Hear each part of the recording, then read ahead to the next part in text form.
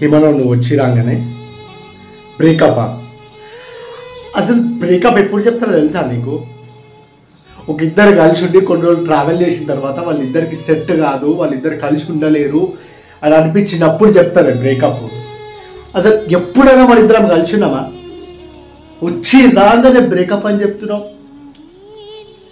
అసలు నువ్వు ఇట్లాంటి దానివల్ల తెలుసుంటే నేను ఇప్పటి వరకు నీ ఎంబడి వరకపోతుండే. నీ వల్ల అసలు ఎంత లాస్ అయినా, నేను ఎంత కోల్పోయినా నాకు ఇప్పుడు అర్థమవుతుంది. ఈ మెదడుకి ఇంతకుముందు ఎవరు చెప్పినా ఎక్కలేదు. ప్రతి ఒక్కరు అంటుండే, అరే నువ్వు ఫేస్ చేస్తావు రా, నువ్వు చేసినప్పుడు నీకు అర్థమవుతుంది రా అని అంటే, అట్లా కాదు నా పిల్ల అట్లా చేయదని చెప్పుకుంటా తిరిగిన నా తప్పిచ్చాడు ఎప్పుడు ఉంటాడు. ఇట్లా చేయబుద్ధి అయింది నీకు.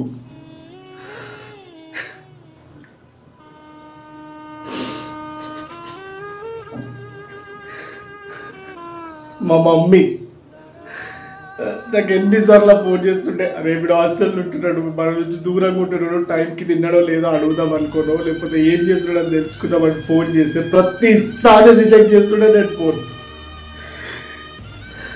సరే నేను ఎత్తినా అనుకో, పాపం ఏదో మాట్లాడుతాడు నా కొడుకు అని అనుకుంటే, ఎందుకు ఫోన్ చేస్తావు, మంచిగానే ఉన్నా తింటున్నా, టైంకి నువ్వు మంచుకున్నావు కదా, ఫోన్ పెట్టే రిజెక్ట్ చేస్తుండే నేను. నా కాలేజ్ వర్క్ ఉంది, నా ప్రాజెక్ట్ వర్క్ ఉంది అని చెప్పి నీ వెనక తిరుగుతుండే నేను. ప్రతిసారి ఎందుకు చేస్తున్నావు మా ఫోన్, ఏమని ఉంటే నేనే చేస్తా కదా అని చెప్తే, అయ్యో అవునా బిడ్డకి పని ఉంది అని చెప్పి కనీసం కాల్ బ్యాక్ చేయకపోతుండే.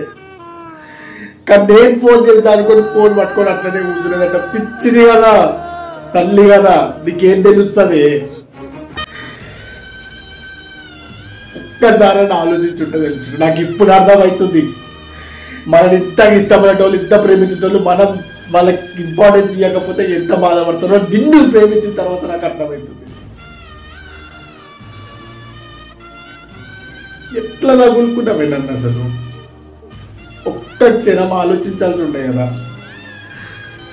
నువ్వు ఇట్లా చేసిపోయేదాన్ని అయ్యేది ఉంటే మానవ వాడు బతుకుతాడు, వాడిని ఎందుకు గెలకాలని ఒక్కసారి నువ్వు ఆలోచించుంటే నాకు ఇంత బాధ ఉండకపోయేది. వాళ్ళు